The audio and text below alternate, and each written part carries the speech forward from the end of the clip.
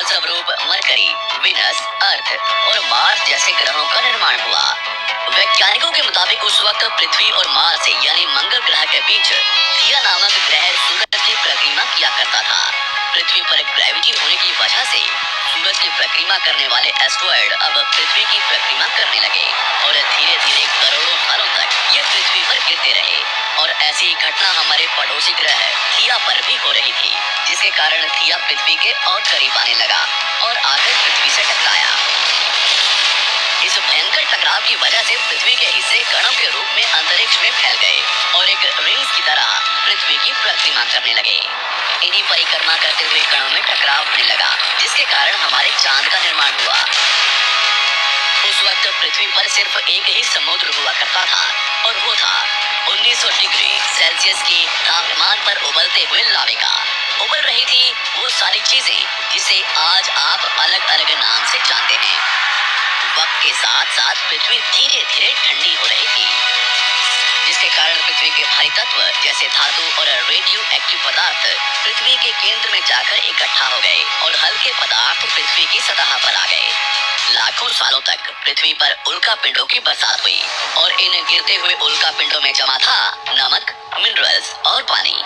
करोड़ों सालों तक इन उल्का पिंडों की बरसात होती रही और धीरे धीरे पृथ्वी की ऊपरी सतह पानी से ढकने लगी।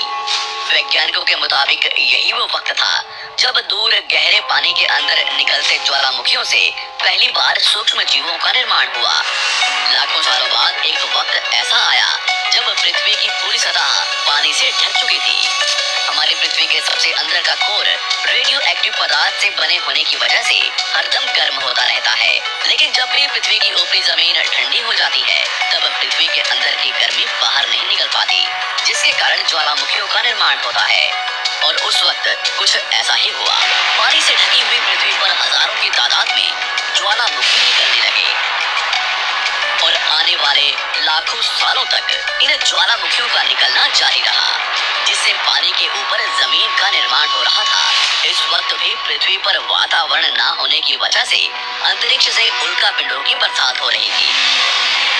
आज से लगभग 300 करोड़ साल पहले पृथ्वी पर ऐसा वक्त आया जब पृथ्वी का वातावरण लगभग स्थिर होने लगा था। ज्वालामुखी निकलने धीरे हो गए थे और पृथ्वी का एक दिन 12 घंटे का हुआ करता था। साल बीतते गए और धीरे धीरे ये सूक्ष्म जीव विकसित होते गए और समूह में रहने लगे। आज से लगभग 250 करोड़ साल पहले पहली बार पृथ्वी पर ऐसे जीवों का निर्माण हुआ जो जीने के लिए ये पानी के अंदर के मिनरल्स यानी खनिज पदार्थ और धूप का इस्तेमाल करते थे और मर त्याग के रूप में ऑक्सीजन बाहर निकालते थे। इस वक्त तक पृथ्वी पर ज्यादातर ज्वालामुखी निकलने बंद हो चुके थे और इन माइक्रोबैक्टीरिया की वजह से वातावरण में ऑक्सीजन की मात्रा बढ़ रही थी। वातावरण में ऑक्सीजन बढ़ने की वजह से पृथ्वी का वायुमंडल बनना शुरू हुआ और आने वाले हजारों सालों तक वातावरण में ऑक्सीजन की मात्रा बढ़ती रही, जिसकी वजह से पृथ्वी के ज्यादातर हिस्सों में ये सूक्ष्म जीव फैल गए। हजारों सालों बाद एक वक्त ऐसा आया जब पृथ्वी में ज्यादा ऑक्सीजन बढ़ने के कारण ये सूक्ष्म जीव मरने शुरू हो गए। उस वक्त तक पृथ्वी का वातावरण ठंडा होने के साथ साथ ऑक्सीजन से भी भर चुका था, जिसके कारण जमीन और वातावरण में स्थित आयरन यानी लोहे के मिनरल्स पानी में स्थित ऑक्सीजन से रिएक्ट होने लगे और एक वक्त ऐसा आया जब पृथ्वी की जमीन आज के मार्स के जैसे लाल हो चुकी थी। वक्त बीतने के साथ साथ धरती की टेक्टोनिक प्लेट्स में दरार होने लगी, जिसके कारण पृथ्वी के अंदर का लावा जमीन की तरह कई लाखों सालों तक खुला उबलता रहा और यही वो कारण था जिसके कारण पृथ्वी के वातावरण में कार्बन डाइऑक्साइड की मात्रा बहुत बढ़ गई और पृथ्वी पर एसिड की वर्षा शुरू हो गई। एसिड रेन की वजह से पृथ्वी का तापमान घटने लगा और तापमान इतना घटा कि पृथ्वी के ऊपर स्थित पानी बर्फ में परिवर्तित होने लगा। पृथ्वी पर पहली बार भयंकर आइस एज आया। इस वक्त पूरी पृथ्वी सफेद बर्फ से ढक चुकी थी। आमतौर पर जब धरती पर सूरज की किरणें गिरती हैं, तब जमीन उन किरणों को सोख लेती है, मगर क्योंकि पूरी पृथ्वी बर्फ से ढक चुकी थी और क्योंकि बर्फ सफेद और चमकीली होती है, जिसके कारण सूरज की किरणें धरती पर गिरने के बाद वापस चली जाती थी। इसी कारण से पृथ्वी कई लाखों सालों तक बर्फ से ढकी रही, मगर फिर से पृथ्वी के अंदर स्थित गर्मी ज्वालामुखी के रूप में निकलना शुरू हो गई और इन ज्वालामुखियों से निकलने वाली गर्मी ने बर्फ को पिघलाना शुरू कर दिया। इसी बीच पृथ्वी की गहराई में बचे कुछ सूक्ष्म जीव धीरे धीरे बदल रहे थे और अब वो ऑक्सीजन को अपने शरीर को बड़ा और जटिल बनाने के लिए इस्तेमाल करने लगे थे। इस बीच पानी में अलग से भी छोटे समुद्री पौधे निकलने शुरू हो चुके थे। बाहर जैसे जैसे ज्वालामुखी निकल रहे थे, वैसे वैसे वातावरण कार्बन डाइऑक्साइड की वजह से गर्म हो रहा था। वक्त के साथ साथ बर्फ तो पिघलने लगी, मगर धरती पर फिर से एसिड की वर्षा शुरू हो गई, जिसके कारण फिर पृथ्वी ठंडी होने लगी और फिर पृथ्वी की ज्यादातर सतह बर्फ से ढक गई। ऐसा बार बार कई हजारों सालों तक होता रहा और इसी कारण से अब समुद्री जीव धीरे धीरे वातावरण के हिसाब से विकसित हो रहे थे। इस बीच कई सारे जीव और समुद्री जंगल विलुप्त हो गए, मगर जो बच गए वो धीरे धीरे पृथ्वी के बदलते तापमान के हिसाब से ढलते गए और अब हजारों सालों बाद समुद्री पेड़ बर्फ की वजह से पूरी तरह से मरते या सूखते नहीं थे। अब सूक्ष्म जीव समुद्री जीव बन चुके थे।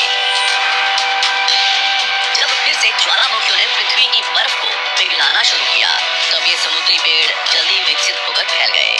धीरे धीरे वातावरण में ऑक्सीजन की मात्रा बढ़ने लगी और पृथ्वी पर होने वाली एसिड की वर्षा कम होने लगी। वातावरण में ऑक्सीजन आने की वजह से पृथ्वी की ओजोन लेयर मोटी होने लगी और आज से लगभग 47 करोड़ साल पहले पृथ्वी की ऊपरी सतह पर पहली बार मोसोस नामक प्लांट उगना शुरू हुआ। वक्त के साथ साथ जमीन पर अलग अलग प्रकार के पौधे और पेड़ उगना शुरू हुए। एक वक्त ऐसा आया जब जमीन के पेड़ों की लंबाई लगभग 80 से 100 फीट जितनी या आज के 5 से 6 मंजिला बिल्डिंग जितनी ऊंची हो चुकी थी। ये वो वक्त था जब समुद्री जानवर समुद्र से बाहर निकल रहे थे और जमीनी जानवरों में परिवर्तित हो रहे थे। धरती की ज्यादातर जमीन एक जगह इकट्ठी हो चुकी थी, जिसे आज हम पैंजिया महाद्वीप के नाम से जानते हैं। पृथ्वी का वातावरण और तापमान लगभग स्थिर हो चुका था और अब करीब 21 से 23 घंटे का दिन हुआ करता था। अब समुद्री जीव पानी से बाहर रहने लगे थे और वातावरण के हिसाब से उनके शरीर का रंग रूप बदल रहा था। धीरे धीरे ये जमीनी जानवर डायनासोर्स में परिवर्तित हो गए। जिन डायनासोर्स ने पेड़ पौधे खाने शुरू कर दिए, उनका शरीर लंबा और विशाल रूप से विकसित होने लगा। कुछ डायनासोर्स शिकार किया करते थे, जिसके कारण वे छोटे और तेज होते चले गए।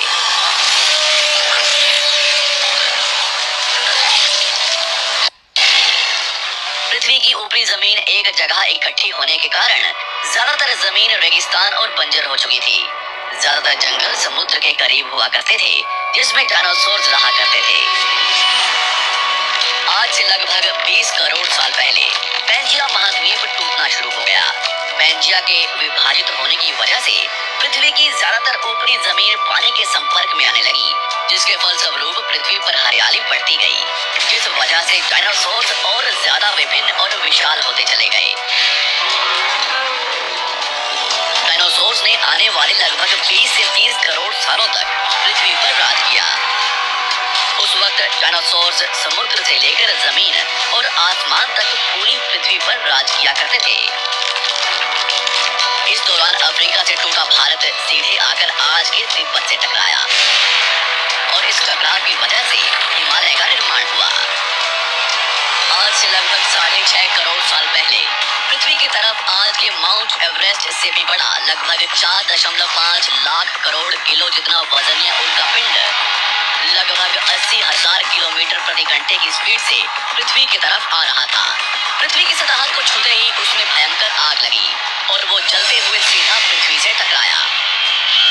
इस टकराव से निकलने वाली ऊर्जा आज के 10 करोड़ परमाणु बम एक साथ फटने के बराबर थी। जहां ये उल्का पिंड गिरा, वहां के जानवर और पेड़ तुरंत भाप बनकर जल गए। गिरते ही पृथ्वी पर पूरी तरह धूल फैलने लगी। समुद्र में भयंकर बाढ़ आने लगी। भूकंप और आग ने पृथ्वी को जलाना शुरू कर दिया।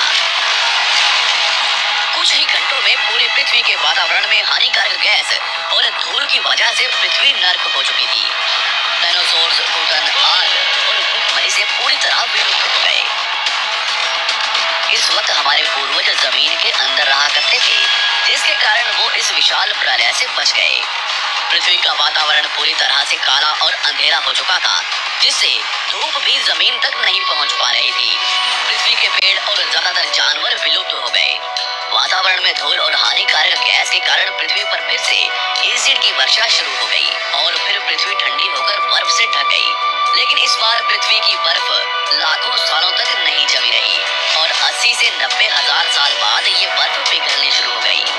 जैसे ही धरती पर वातावरण फिर से पहले जैसा होने लगा, वैसे ही ये छोटे जीव जमीन से बाहर आना शुरू हो गए। उस वक्त पृथ्वी की बर्फ पिघलनी शुरू ही हुई थी, जिसके कारण अफ्रीका में घने ठंडे जंगल हुआ करते थे और इसी बीच ये जमीनी जीव बंदरों में परिवर्तित हुए। मगर जैसे जैसे पृथ्वी गर्म होने लगी, वैसे वैसे अफ्रीका के ये जंगल सूखने लगे। जंगल की चीजें खाने वाले बंदरों को खाने की कमी होने लगी।